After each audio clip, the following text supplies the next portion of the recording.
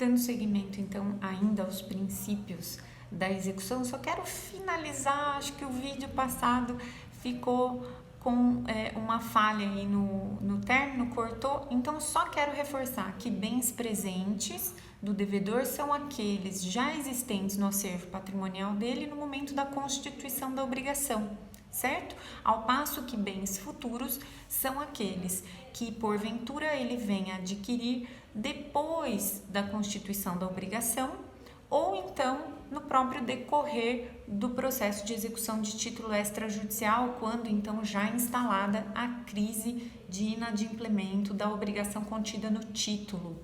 Joia?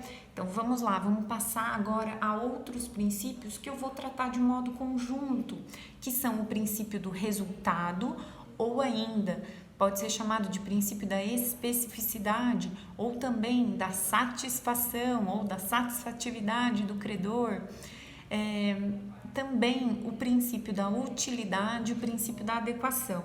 Por que eu vou tratar desses princípios todos juntos, desses três princípios? Porque eles são primordialmente construídos para a proteção do credor.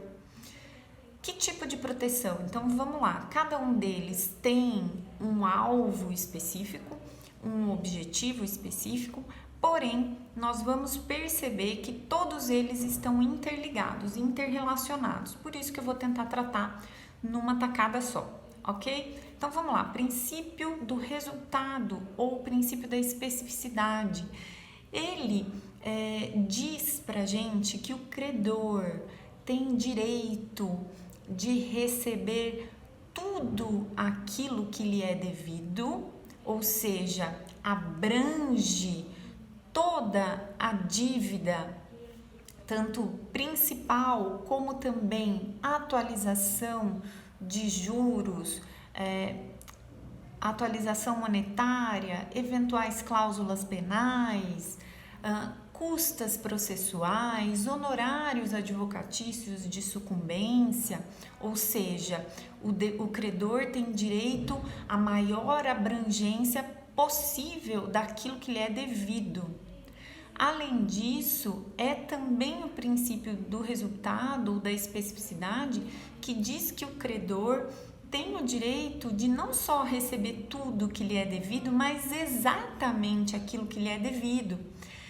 E essa característica, ela tem uma especial relevância quando a gente pensa em títulos executivos que contenham uma obrigação de dar, de entregar alguma coisa, ou então de fazer algo, né? Nesse sentido, o credor tem o direito de receber especificamente aquilo. Esse princípio é, portanto, a base da ideia que a gente tem hoje em processo civil muito tranquilamente da tutela específica da obrigação, né? Já desde a vigência do Código de 73, o legislador passou a compreender a importância de que o credor fosse satisfeito no todo e exatamente naquilo que lhe é devido e começou então a trazer especificidades procedimentais para a execução para que esse fim fosse atingido, né? Então a gente tem a execução de obrigação de fazer, de não fazer, de entregar coisa, de pagar. Por quê? Para que cada um desses procedimentos contenha técnicas adequadas à satisfação do credor naquilo que lhe é devido de modo específico. Então, pela minha fala aqui, vocês já podem perceber que eu acabei entrando no princípio da adequação, né? Que eu falei também que é constituído em favor do credor, ou seja, que o processo de execução seja desenvolvido por meio de técnicas capazes, hábeis, eficazes para atingir o objetivo da satisfação mais completa possível do credor. E esse princípio da adequação junto com a ideia que eu já passei para vocês do resultado, da especificidade, ele também se liga à ideia de utilidade, ou seja, a execução precisa ser útil ao credor, né? Na medida em que ele tem o direito de receber tudo quanto lhe é devido e especificamente aquilo que lhe é devido. Então é o princípio da utilidade também que respalda aí a criação de técnicas necessárias ou adequadas, melhor dizendo, para obtenção desse resultado. Vejam como eu não consigo desligar um princípio do outro. E esses princípios, eles acabam tendo também muita relevância prática hoje em dia, por duas questões básicas aqui que eu queria colocar para vocês refletirem. Primeiro, quem advoga sabe que a execução, o processo de execução é um gargalo do nosso sistema processual, porque é muito difícil, né, você conseguir essa satisfação completa do credor. Muitas vezes há alguns entraves do próprio sistema, das técnicas que facilitam aí, digamos, que o devedor continue devedor, né? Então é aquela história do ganha, mas não leva, tem direito, mas não leva.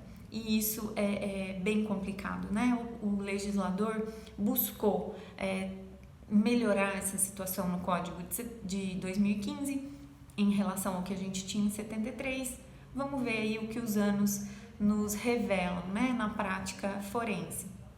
Mas, além disso, esses três princípios do resultado, da adequação, da utilidade, se relacionam atualmente muito com o princípio da atipicidade da execução, que nada mais é do que a adoção daquelas medidas atípicas que o Código de Processo Civil trouxe no artigo 139, e eu não vou tratar disso especificamente agora, porque nós vamos falar só deles e analisar desse princípio e analisar algumas decisões pertinentes, então não quero me antecipar muito, mas só para dizer para vocês, então, por enquanto, que esses três princípios, eles se ligam com essa ideia da atipicidade, porque muitas vezes a possibilidade de o juiz estabelecer uma medida atípica ou de suspensão de passaporte, de carteira de motorista,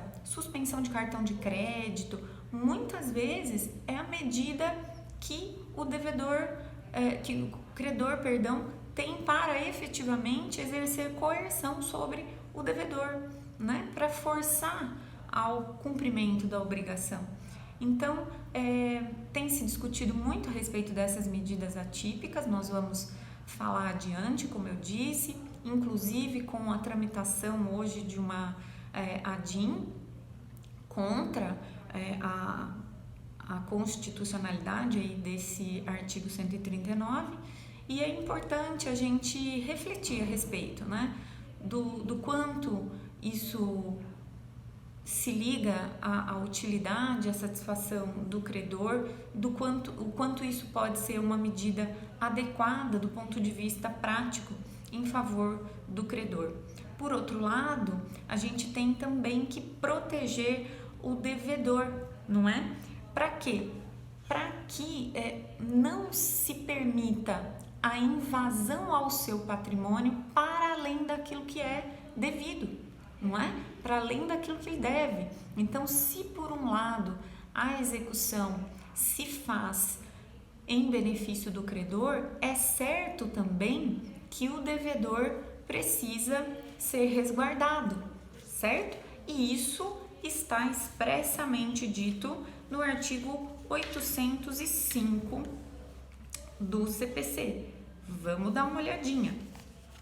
Diz assim, o caput agora: quando por vários meios o exequente puder promover a execução, o juiz mandará que se faça pelo modo menos gravoso ao executado.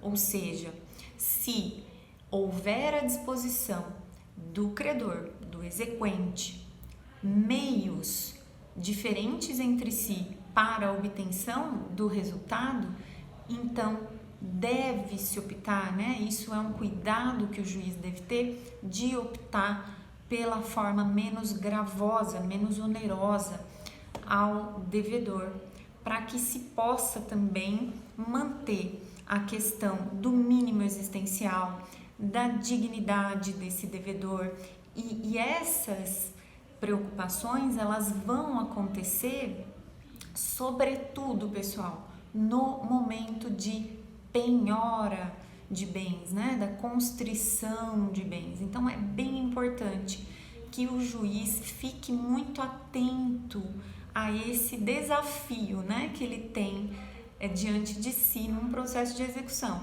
que é de equilibrar o interesse do credor e o direito que ele tem à plena satisfação do seu crédito, como também o interesse, a menor onerosidade para o devedor, para que ele não seja invadido para além daquilo que é devido e de modo a resguardar o mínimo existencial, a dignidade dele, de sua família e não inviabilizar, por exemplo, desenvolvimento do seu trabalho, de atividade econômica. Tudo isso precisa ser cuidadosamente resguardado. Eu só quero mencionar rapidinho aqui, antes da gente terminar esse vídeo, uma decisão recente do Tribunal de Justiça do Paraná, do dia 20 de abril, que trata aqui, né, de uma suspensão de CNH. Então, o juiz em primeiro grau indeferiu a suspensão de CNH, apreensão de passaporte e bloqueio de cartão de crédito. E aí, a observância até do tribunal foi no sentido seguinte: necessidade de observância aos princípios da razoabilidade, proporcionalidade e menor onerosidade ao devedor. Medidas atípicas que devem ser aplicadas no caso de condutas contrárias à boa-fé objetiva e de dilapidação de patrimônio, inviabilidade de aplicação da medida no caso concreto. Ou seja, a ideia de que se eu tenho outras possibilidades à disposição do credor, eu não vou usar uma medida gravosa, onerosa contra o devedor, certo? Essa é a ideia, então, desses princípios e nós já estamos indo para o finalzinho. Só uma última decisão aqui para a gente acabar, para lembrar aí da ideia de não inviabilizar a vida do devedor. Outra decisão do TJ Paraná, do dia 22 de abril, que diz o seguinte: a alegação de que valores bloqueados são do capital de giro da empresa e se destinam ao pagamento de salários, ausência de comprovação de que os valores constritos, ou seja, penhorados, bloqueados, tinham destinação específica ou irão causar prejuízo